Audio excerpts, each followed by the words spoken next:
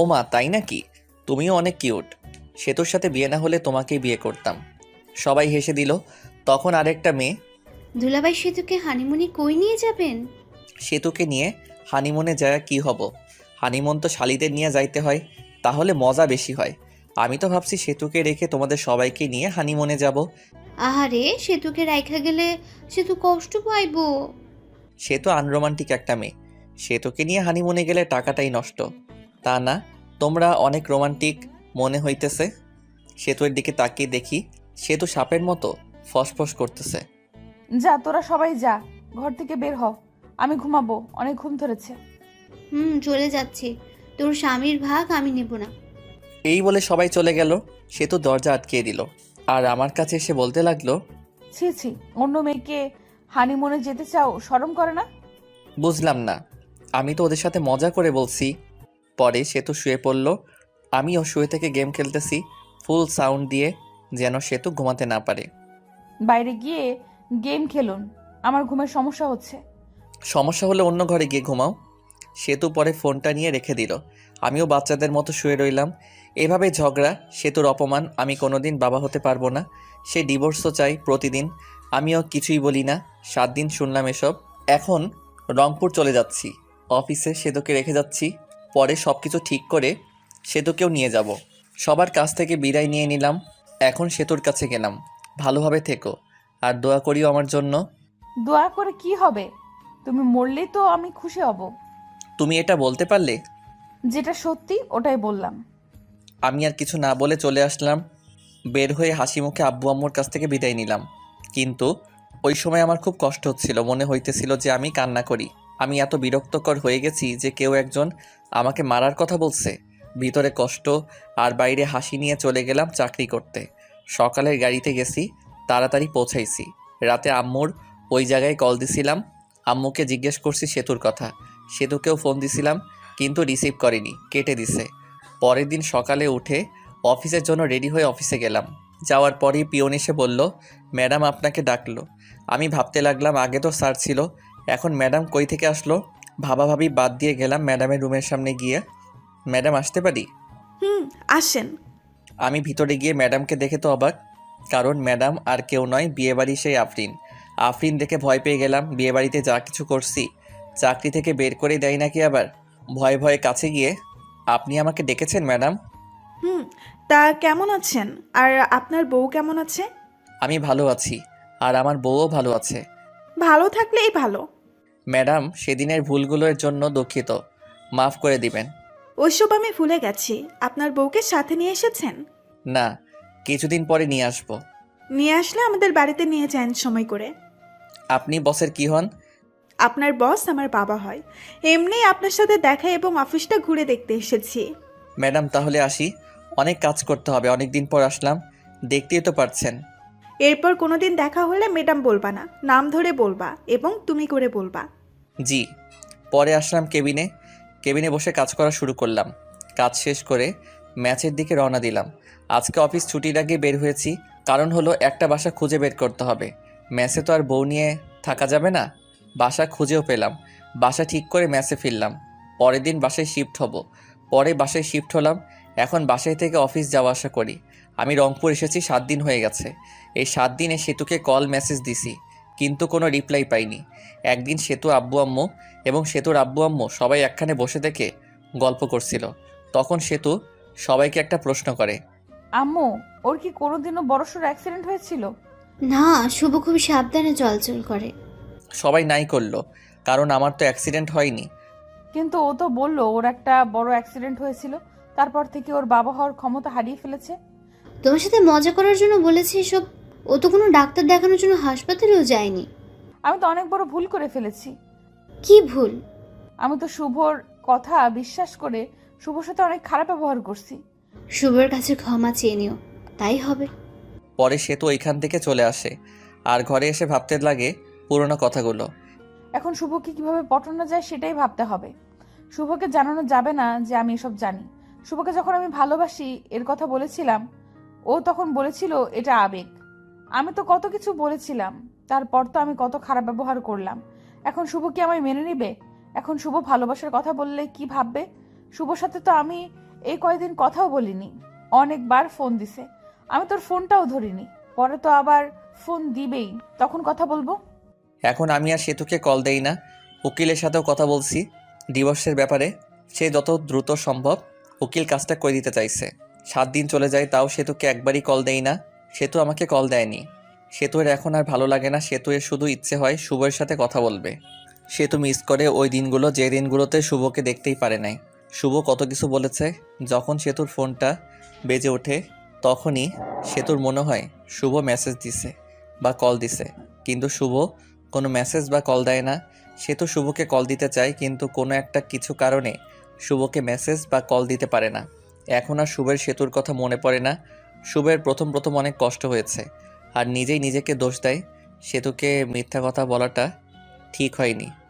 এদিকে সেতু সবসময় মন মরা হয়ে বসে থাকে, কারোর সাথে বেশি কথা বলে না, শুধু শুভের কথা ভাবে। শুভের সাথে কথা মন চায় কিন্তু পারে না। ধৈর্য ধরে থাকে শুভ তাকে ফোন দিবে, কিন্তু শুভের নাম্বার থেকে কল আসে না। 1 মাস হয়ে গেছে, কিন্তু শুভ আর সেতুর মাঝে কথা হয় না। সেতু আর থাকতে না পেরে শুভকে কল দেয় রাতে, তাও আবার 12টার সময়, যে সময় শুভ ঘুমে মগ্ন হয়ে আছে। প্রথমবার ফোন ঢোকার পর ফোন রিসিভ করলো, কারণ শুভ তো ঘুম ভাঙেনি। পরের বার কল দিতেই শুভের ঘুম চোখে দেখে একটা কল এসেছে। পরে নাম্বার না দেখেই কলটা রিসিভ করে বলে, হ্যালো, কে? আমি। আমিটা কে? আমাকে চিনতে পারোনি? আমি সেতু। আরে বোন, কোন সেতু? আর এত রাতে ঘুমে ডিস্টার্বের জন্য কল করছো কেন? আমি তোমার বউ সেতু। বউ কথাটা শুনে শুভ নাম্বারটা ভালোভাবে দেখলো। সেতুই কল দিছে। পরে ভাবতে লাগলো, আব্বু আম্মুয়ের কোনো কিছু হলো নাকি? এত রাতে ফোন দিছে সেতু। আব্বু আম্মুর কিছু হয়েছে নাকি ফোন দিচ্ছে? আব্বু আম্মুর কিছুই হয়নি, কথা বলার জন্য ফোন দিছি। ফাইজলামি রাখো। বিএফ লগে ভাইগা গেছো নাকি? আবার এখন প্রবলেম হয়েছে দেখে ফোন দিছো? আচ্ছা, কোনো কিছু ভেবো না, সরাসরি আমার এখানে চলে আসো। আমি সবাইকে ম্যানেজ করে নিব। ঘরে স্বামী থাকতে অন্য পুরুষের সাথে পালিয়ে যাব কেন? স্বামী তো শুধু কাগজে কলমে। আচ্ছা বাদ, কালকে অফিসে যেতে হবে ভাই। আর এত রাতে কোনোদিন কল দিবা না, যত সব ফালতু। এটা বলে ফোনটা কেটে দেই আর বন্ধ করে রেখে ঘুমিয়ে পড়ে। এদিকে সেতুর মনটা আরও খারাপ হয়ে যায়। আমি কি এতটাই খারাপ ব্যবহার করেছি যে শুভ ভেবে নিতেছে আমার বয়ফ্রেন্ড আছে? ছি ছি, নিজেকে নিজের উপর ঘৃণা হচ্ছে। আর কিভাবে শুভ আগে মেসেজ দিত, কেমন আছো, কি করো, কথা বলার জন্য ফোন দিত, আর এখন কথাই বললো না, ঘুরে ফিরে আমাকে অপমান করলো। সারা রাত না ঘুমিয়ে পার করে রাত, আর ডিসিশন নেই শুভয়ের এখানে চলে আসবে, কারণ শুভ বলেছিল বাসা ভাড়া নিছে, আর যেতেও বলেছিল আমাকে। সকালে উঠে আব্বুর কাছে গিয়ে বলে, আব্বু আমাকে শুভর বাসায় রাইখা আসেন, আমি যাব, এটা ওকে বলবেন না। আব্বু মেনে নেয়, আর বিকেলের গাড়িতে তারা রওনা দেয়। আমার এখানে এসে আব্বুর দরজায় কলিং বেল চাপ দিই। শুভ তখন ভাবতে থাকে এই সময় আবার কে আসলো। অলসতা নিয়ে দরজা খুলতে যায়, দরজা খুললে তো অবাক শুভ। শুভ তখন আব্বুকে বলে, তোমরা আসবা, বলবা না? আসলে স্ট্যান্ডে আগায় যেতাম। সেতু বলল তোকে সারপ্রাইজ দেবে, তাই না জানিয়ে চলে আসলাম। আচ্ছা বসো, তোমাদের খাবারের ব্যবস্থা করি। শুভ সেতুর সাথে কোনো কথাই বলে নাই। একবার তাকিয়ে দেখেছিল, সেতু অনেক শুকনা হয়ে গেছে। মনে হলো অনেক দিন ধরে খাবার ঠিকমতো খায় না আর ঘুমায়ও না। সেতুকে দেখেও না দেখার ভান করলো। সেতু আমার দিকে অসহায়ের মতো তাকিয়ে আছে। সেতুর দিকে লক্ষ্য না করে আমি খাবার কিনতে গেলাম। অবশ্য নিজেই রান্না করে খাই। আজকে শরীরটা ভালো ছিল না, তাই রান্না করিনি। হোটেল থেকে খাবার এনে আমি আব্বু সেতু খাইতে বসছি। তুমি কি প্রতিদিন বাজারের কেনা খাবার খাও নাকি? না আব্বু, রান্না করেই খাই। আজকে ভালো লাগছিল না, তাই রান্না করিনি। তোমরা আসবে জানলে রান্না করতাম। আরে ভাই, আমি সব কিছুই রান্না করতে পারি। এই সব কিছু রান্না আমার মা আমাকে শিখাইছে। খাবার খেয়ে আব্বুকে রুমে দেখিয়ে দিলাম, আর আমি আমার রুমে চলে আসলাম। সে তো আগে থেকে আমার রুমে গিয়ে বসে আছে। আমার রুমটা অনেক সুন্দর করে সাজিয়ে রেখেছি। রুমটা এমনভাবে সাজিয়েছি যেটা লিখে প্রকাশ করতে পারছি না। ঘরে গিয়ে দেখি সেতু বিছানায় শুয়ে কার সাথে যেন কথা বলছে। কথা বলা দেখে জিজ্ঞেস করলাম, বিএফের সাথে কথা বলো নাকি? তখন সেতু ফোনটা রেখে, আচ্ছা তোমার সমস্যাটা কি বলো তো? সেদিন এই বিএফ এর কথা, আবার আজকেও বলতেছো বিএফ এর কথা। আমি অতটাও খারাপ না যে ঘরে স্বামী রেখে অন্য ছেলের সাথে প্রেম করব। পরবর্তীতে এরকম কথা বলবেন না। স্বামী তো শুধু কাগজে কলমে। কিছুদিন পর তো ডিভোর্স হয়ে যাবে। ডিভোর্সের পর পটাতে হবে, তাতে সময় লাগবে। ডিভোর্সের পর যেন তাড়াতাড়ি বিয়ে করতে পারো সেই জন্য হয়তো আগেই পটিয়ে রাখছো।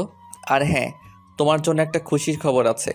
আমি উকিলের সাথে কথা বলছি, কিছুদিন পরই ডিভোর্স পেপার দিয়ে দিবে। তখন আর আমার মুখ দেখতে হবে না। ডিভোর্সের কথা শুনে সেতুর মুখটা শুকিয়ে গেছে আর সেতুর চোখের জল এসে পড়েছে। ওদিকে লক্ষ্য না রেখে বললাম, শুয়ে পড়ো, রাত অনেক হয়েছে। সেতু চুপচাপ অন্যদিকে হয়ে শুয়ে পড়ল। আমিও কোলবালিশটা জড়িয়ে ধরে ঘুমিয়ে পড়লাম। সকালে ঘুম থেকে উঠে দেখি সেতু আমাকে জড়িয়ে ধরে ঘুমিয়ে আছে। জড়িয়ে ধরে আছে দেখে সেতুকে ধমক দিয়ে বললাম, আমাকে জড়িয়ে ধরে আছো কেন?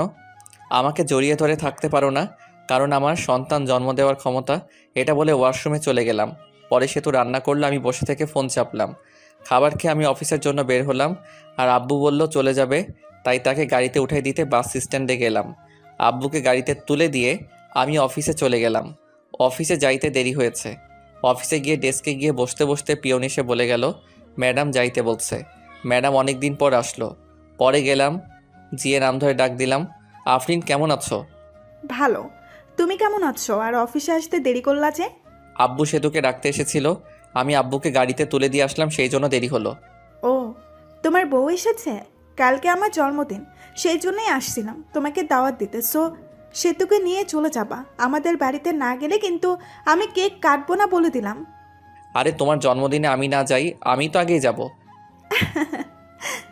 হাসিটা অনেক সুন্দর। ঘরে বউ রেখে আরেকজনকে ইমপ্রেস করার চেষ্টা নাকি শুভ সাহেব? না, যেটা সত্যি ওটাই বললাম। হুম, আমি তাহলে কাজ আছে। ঠিক আছে, যাও। পরে এসে কাজ করতে লাগলাম। কাজ করা শেষ করে দুপুর টাইম হয়েছে, তখন ফোনটা বেজে উঠল। ফোনটা হাতে নিয়ে দেখি সেতু কল দিছে। রিসিভ করার ইচ্ছা না থাকা সত্ত্বেও কলটা রিসিভ করলাম। হ্যালো, কে? আমি।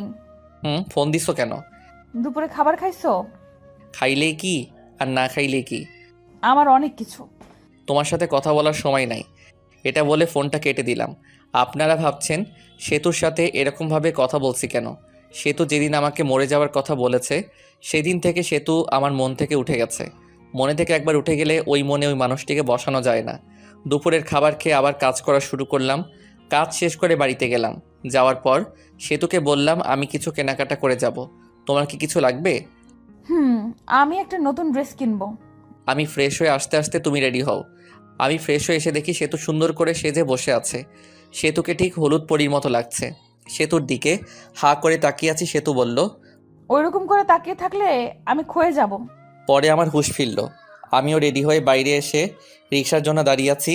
তখনই একটা রিক্সা থেকে ভার্সিটির ভালো একটা বান্ধবী নেমে এসে জড়িয়ে ধরে বলল, দোস্ত, কি খবর? কেমন আছিস? তোর তো খোঁজ খবর পাওয়াই যায় না। এরকমভাবে কেউ জড়িয়ে ধরে নাকি? মানুষ দেখলে কি ভাববে? সেতুর দিকে তাকিয়ে সেতু তো পুরাই আগুনের মতো গরম হয়ে আছে। এর মধ্যেই সেতু বলে উঠল, এই ফালতু মেয়ে, এভাবে জড়িয়ে ধরে আছেন কেন? শুভ, কে রে এই মেয়ে? এ হলো। আমি হলাম ওর বিয়ে করা বউ। তুই বিয়ে করলি কবে? আমাকে একটু জানালিও না। আপনারা জানায় কি হবে? ওর থেকে 2 ফিট দূরে গিয়ে দাঁড়ান। শুভ ভাবি এরকম করে কথা বলছে কেন? ওর একটু রাগ বেশি তো, পরে তোর সাথে কথা বলিও। পরে বান্ধবী চলে গেল। ওই মেয়েটা আপনাকে জড়িয়ে ধরলো কেন? ছি ছি, আপনার লজ্জা করে না ঘরে বউ রেখে অন্য একটা মেয়ের সাথে এসব করতে? না জানি কত মেয়ের সাথে এরকম করেন। আমাকে দেখে কি লুচ্চা মনে হয়? হ্যাঁ, এর কোনো মেয়ের সাথে কি করি আর কি না করি সেটা আমার একান্ত ব্যাপার। এখন আর তোমার একান্ত ব্যাপার নাই, কারণ তোমার বউ আছে, আর বউটা হলাম আমি। তুমি তো আমাকে স্বামী হিসেবে মানোই না। কিছুক্ষণ চুপ থাকলো সেতু। আচ্ছা, আমাকে মাফ করে দাও, আগের ব্যবহারের জন্য দুঃখিত। আমাদের বাচ্চা না হলেও আমরা একটা বাচ্চা কিনে নিয়ে আসবো। আমি ভাবতে লাগলাম, সেতু এসব বলতেছো কেন? আগে তো খারাপ ব্যবহার করতো না। ও জেনে ফেলছে আমি ওর কাছে মিথ্যা বলছি। কিভাবে? মার্কেটে চলে আসছি, চলো শপিং করি। পরে কিছু কেনাকাটা করলাম আর আফরিনের জন্য একটা গিফট কিনলাম। সেতু জামা কাপড় কিনলো। কিনে বাসায় এসে আমাদের রাখা জিনিসগুলো রেখে সরাসরি চলে গেলাম আফরিনদের বাড়ি। গিয়ে দেখি অনেক সুন্দর করে সাজানো।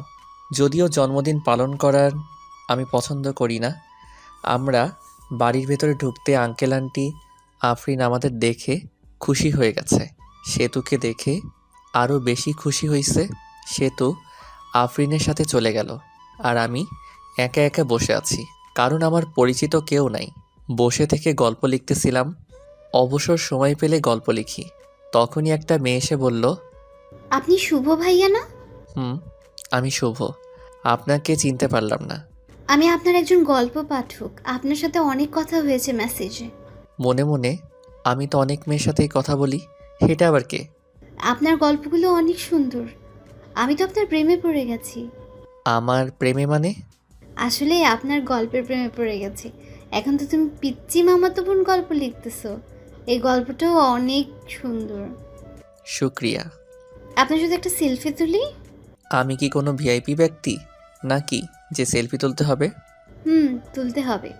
মেয়েটি যেই সেলফি তুলতে এলো তখনই সেতু এসে ওই মেয়েকে একটা ধাক্কা দিয়ে ফেলে দেয় আর বলে, এই তোমার সমস্যা কি? হ্যাঁ, এতক্ষণ কথা বলছো, ভালো কথা, তাই বলে শরীরের উপর এসে এভাবে সেলফি তুলতে হবে? ভাইয়া কেউ নেই। পিচ্ছি মামাতো বোন আমার বউ। আপনি লিখেছিলেন সে তো আপনাকে দেখতে পায় না আর ভালোবাসে না। ভালো না বাসলে তো এরকম রিয়াক্ট করতো না। এখন হয়তো ভালোবাসে। মেয়েটি চলে গেল। আমি চলে গেছি আর অন্য মেয়ের সাথে টাঙ্কি মারা শুরু করছো? এখন থেকে আমার সাথেই বসে থাকবা। রাত 11টার সময় আমি সেতু, আফরিন আর আফরিন কিছু বন্ধুবান্ধবী বসে থেকে মজা করছি। হ্যালো ফ্রেন্ডস, তোমাদের একটা কথা বলবো। তোমাদেরকে বলেছিলাম আমি কারো প্রেমে পড়েছি, কিন্তু নামটা বলি নাই। আজকে নামটা আমি বলবো। তাকে আমি প্রথম দেখেই ভালোবেসে ফেলেছিলাম। শুভ, সেতু, আমার এখানে আসো তো একটু। আমি আর সেতু গেলাম তখন। আমি শুভ, এই যে একে দেখছো, একে দেখে ভালোবেসে ফেলেছিলাম, কিন্তু ভালোবাসাটা মনে রয়ে গেছে। কারণ এই যে মেয়েটা সেতু, সেতু হলো শুভের বউ। আমার মনে ভালোবাসা মনেই রয়ে গেল। ভালোবাসা মানুষকে আপন পেলাম না। সেতু, বেস্ট অফ লাক, তোমাদের সংসার সুখের হোক। শুভরাত্রি। এটা বলে আমি আফরিন ঢুলতে ঢুলতে চলে গেল। অনেক ড্রিঙ্ক করেছে হয়তো। ওর কথাগুলো নিজের উপর নিজেরই অনেক রাগ উঠে গেল। শালার কেন যে ওইসব করতে গেলাম। চলো বাড়িতে চলে যাব। পরে আমরাও চলে আসি আর ভাবতে লাগি, সেতু কি সত্যিই আমাকে ভালোবাসে? যদি ভালো না বাসতো তাহলে তো মেয়েদের সাথে কথা বলার সময় জেলাসি ফিল করতো না। ভাবতে ভাবতে বাসায় চলে আসি। পরের দিন অফিস বন্ধ ছিল। আমার মাথায় একটা কথা ঘুরপাক খাচ্ছে, সেতু কি সত্যি ভালোবাসে আমাকে? পরের দিন অফিস বন্ধ থাকায় সেতু বলে, চলো একটু ঘুরে আসি। তুমি তো আমাকে নিয়ে একটু ঘুরতে যাও না? আমিও রাজি হয়ে যাই, ঘুরতে যাই। সেতুর সাথে ঘুরতে ভালোই লাগছিল। সেতুকে ফুচকা খাওয়াই দিছি। আরও অনেক অনেক রোমান্টিকভাবে দিনটা পার করলাম। 2 দিন কেটে গিয়েছে, কিন্তু সেতুর সাথে খারাপ ব্যবহার করিনি, বরং রোমান্টিকভাবে দিনগুলো পার করছি। হঠাৎ করে একদিন অফিস থেকে তাড়াতাড়ি চলে আসি, কারণ বাড়িতে এসে ফ্রেশ হয়ে আবার কোম্পানির কাজের জন্য বাইরে যাব। দরজায় এসে ধাক্কা দিতেই দরজা খুলে গেল। ঘরে ঢুকে দেখি সেতু মনে হয় কারো সাথে কথা বলছে, মিষ্টি মিষ্টি হেসে। কথা শোনার জন্য কোনো রকম শব্দ না করে ওর কাছে গেলাম। জানিস, শুভ তো মনে হয় আমাকে মেনে নিয়েছে। শুভ জানে না যে আমি ওর মিথ্যা কথা ধরে ফেলেছি। আমি জানি ওর কোনো সমস্যা নেই। আমি এই কথা শুনে বুঝতে পারলাম ও সব কিছু জেনে ফেলেছে যে আমি সন্তান জন্ম দিতে পারবো না। এটা মিথ্যা কথা। আমি নতুন একটা আইডিয়া বের করলাম, কারণ সে তো আমাকে এখনও ফুলফিলভাবে ভালোবাসেনি। কোনো শব্দ না করে একটু পিছিয়ে এসে সেতুকে ডাক দিলাম। সেতু ফোনটা কেটে দিয়ে আমাকে জিজ্ঞেস করলো, তুমি এত তাড়াতাড়ি আসছো? আসাতে সমস্যা হয়েছে? না, সমস্যা হবে কেন? আমি আরো খুশি হয়েছি তোমার সাথে বেশি সময় কাটাতে পারবো। এসব বলতে বলতে সেতু এসে আমাকে জড়িয়ে ধরলো। জড়িয়ে ধরে ঠোঁটে একটা শুকনা চুমু দিল। আমি সেতুকে ছাড়িয়ে ফ্রেশ হতে চলে গেলাম। ফ্রেশ হয়ে এসে দেখি সেতু টেবিলে খাবার সাজিয়ে রেখেছে। খাইতে বসলাম। সেতুকে বললাম, তুমি খাইছো? না। চলো একসাথে খাই। নিজের হাত দিয়ে খাইতে ইচ্ছে করছে না। আসো আমি খাওয়াই দেই। সেতু খুশি হয়ে গেল। খাবার খেতে সেতুকে জিজ্ঞেস করলাম, আচ্ছা সেতু, তুমি তো এখন সত্যিই ভালোবাসো আমাকে, তাই না? অনেক ভালোবাসি। এই যে আমি বাবা হতে পারবো না, এটা যখন তোমার রিলেটিভরা জানবে তখন তোমাকে অনেক কিছু বলতে পারে। তখন কি তুমি আমাকে ছেড়ে দিয়ে চলে যাবে? লোকে কি বলুক তাতে আমার কিছুই যায় আসে না। আমি তোমাকে কখনোই ছেড়ে যাব না। আমি দীর্ঘ একটা নিঃশ্বাস নিলাম। কথা বলার মাঝেই খাবার খাওয়া শেষ। খাবার খাওয়া শেষ হওয়ার পর রেডি হয়ে সেতুকে একটা চুমু দিয়ে কাজের জন্য বের হলাম। বাড়ি থেকে বের হয়ে একটা বন্ধুর সাথে দেখা করলাম। ওই বন্ধুর বড় ভাই ডাক্তার, আর তাকে দিয়ে একটা মিথ্যা রিপোর্ট বানাবো। পরে ওই বন্ধুকে সব কিছু খুলে বলি, আর বলি তোর ভাবির ভালোবাসা পরীক্ষা করার জন্য একটা ফেক রিপোর্ট বের করতে হবে। রিপোর্টটা হলো আমি যে বাবা হতে পারবো না, এটার রিপোর্ট। বন্ধু প্রথমে রাজি হয়নি, পরে অনেক জোরাজোরিতে রাজি হয়েছে। পরে সব কিছুই বুঝিয়ে দিয়ে চলে গেলাম আমার কাছে। কাজ থেকে আসলাম, আর আসার সময় সেতুর জন্য আইসক্রিম আর ফুচকা নিয়ে আসলাম। যা দেখে সেতু অনেক খুশি হয়ে গেল। প্রতিদিনই অফিস থেকে আসার সময় সেতুর জন্য কিছু না কিছু নিয়েই আসি। এটা দেখে সেতু দেখে অনেক খুশি হতো, আর আমাকে একটা কিস করতো। 7 দিন যাওয়ার পর রিপোর্ট বের করে। পরে আমি আমার বন্ধুকে বলি, এটা বাড়িতে গিয়ে দিয়ে আসবি যখন আমি অফিসে থাকবো। বন্ধু তাই করে। আমি অফিসে থাকাকালীন বন্ধু আমার বাড়িতে যায় আর রিপোর্টটা দেয়, আর সেতু রিপোর্টটা নিয়ে পড়তে থাকে। পড়ে দেখে শুভ কোনোদিন বাবা হতে পারবে না। ওখানে এসব লেখা আছে, আর কারণও লেখা আছে। সেতুর মনটা তখন খারাপ হয়ে যায়। কি করবে সে বুঝতে পারে না। শুভর সাথে করবে না করবে কিছুই বুঝতে পারে না। শুভর সাথে থাকার সময়গুলোর কথা ভাবতে থাকে। এসব ভাবতে ভাবতে কোন দিক দিয়ে সময় পার হয়ে যায় সেতু জানেই না। আর আমি অফিস থেকে চলে আসি, আর সেতুর জন্য ফুচকা নিয়ে আসি। বাড়িতে এসে দেখি সেতু মনটা খারাপ করে বসে আছে। আমি সেতুকে ডাক দেই আর বলি, সেতু কি মন খারাপ? তোমার কি তোমার আব্বু আম্মুর কথা মনে পড়ছে? সেতু কোনো কথা না বলে রিপোর্টের কাগজটা আমার হাতে নিল। আমি কাগজটা হাতে নিয়ে বললাম, এসব তো তুমি জানো। তাহলে তোমার বাবা মাকে জিজ্ঞেস করার পর তোমার বাবা মা তাহলে বললো কেন যে তুমি মিথ্যা বলছো, যে তুমি বাবা হতে পারবে না? কারণ আম্মু জানে না। সেতু এই কথা শুনে মুখটা থেকে রাগি বানিয়ে চলে গেল। আমি ফ্রেশ হতে চলে গেলাম। ফ্রেশ হয়ে এসে কিছু খেয়ে নিলাম। সেতুর সাথে কথা বলার চেষ্টা করতেছি, কিন্তু সেতু দরজা খুলছে না। পরে আমি বাইরে বসে থেকে ভিডিও দেখছি। ভিডিও দেখতে দেখতে সন্ধ্যা হয়ে গেল। তখনও সেতু ঘর থেকে বের হলো না। এখন বুঝতে পারলাম সেতু কেন মন খারাপ করে বসে আছে। আমিও ভাবতে থাকলাম, সেতু কি তাহলে আসলেই আমাকে ভালোবাসেনি? সেতু এতদিন কি তাহলে মিথ্যা ভালোবাসতো আমাকে? সেতু তো ঘর থেকে বের হচ্ছে না। সন্ধ্যার রান্নাটা মনে হয় আমারই করতে হবে। তাই রান্না করতে গেলাম। রান্না করার প্রায় শেষ। তখন ঠান্ডা পানি মনে গরম পানিতে হাত দিছি, আর হাতটা গেল পুড়ে। পরে ওমাগো বলে চিৎকার দিয়ে উঠি, কিন্তু আফসোস ধরার মতো কেউ নাই। পরে নিজেই হাত ধরে ঠান্ডা পানিতে কিছুক্ষণ ডুবিয়ে রাখলাম। এরপর ডাক্তারের কাছে গিয়ে হাতটা মেডিসিন লাগিয়ে নিয়ে আসলাম। হাত একেবারে ছুলে গেছে, দেখতে অনেক বৃষ্টি হয়ে গেছে। রান্নার কাজ শেষ করে সেতুকে ডাক দিলাম। বললাম, সেতু, দুপুরের খাবার খাওনি, এখন রাতের খাবারটা খেয়ে নাও, তা না হলে শরীর খারাপ করবে। তুমি হয়তো আমাকে মেনে নিতে পারছো না। ঠিক আছে, আমার ডিভোর্স পেপার রেডি আছে, তোমাকে দিয়ে দেব, তোমাকে মুক্তি দিয়ে দেব। আসো, তাও খেয়ে নাও। পরে সেতু বের হলো। আমার হাতটা সেতুকে দেখাইনি। পরে সেতু চুপচাপ খেয়ে নিল। আমি আর খেতে পারলাম না, কারণ গুনে গুনে আমার ডান হাতটাই পুড়েছে। হাতের কষ্টের থেকে মনের কষ্ট অনেক বড়। সেতুকে অনেকটা ভালোবেসে ফেলেছিলাম। হাত পোড়ার কারণে হাতে জ্বালা পোড়া করছে, আবার মনটাও ভালো নাই। সেতুর সাথে কাটানোর সময়ের কথাগুলো ভাবছি। কত সুন্দর ছিল দিনগুলো। এসব ভাবতে ভাবতে চোখে জল এসে গেছে। মনে হচ্ছে চিৎকার করে কাঁদি। ঘুম ধরছেই না। এমনিতেই হাতে জ্বালাতন করতেছে, আবার ক্ষুধা লাগছে। রাত 12টা বেজে গেছে। বসে থেকে কান্না করতেছি। কষ্ট আর সহ্য হতেছে না। অনেক কষ্ট হইতেছে, যেটা হয়তো লিখে প্রকাশ করতে পারবো না। চোখ দিয়ে জল থামছেই না। তখনই কাঁধে কারো হাতের ছোঁয়া পেলাম। পিছনে তাকিয়ে দেখি সেতু দাঁড়িয়ে আছে, চোখের জলটা মুছে। তুমি এখানে কি করো এত রাতে? আপনি কি করেন? আমার ভালো লাগছে না, তাই আমি বসে আছি। আমারও ভালো লাগছে না, তাই আমিও বসে থাকতে এলাম।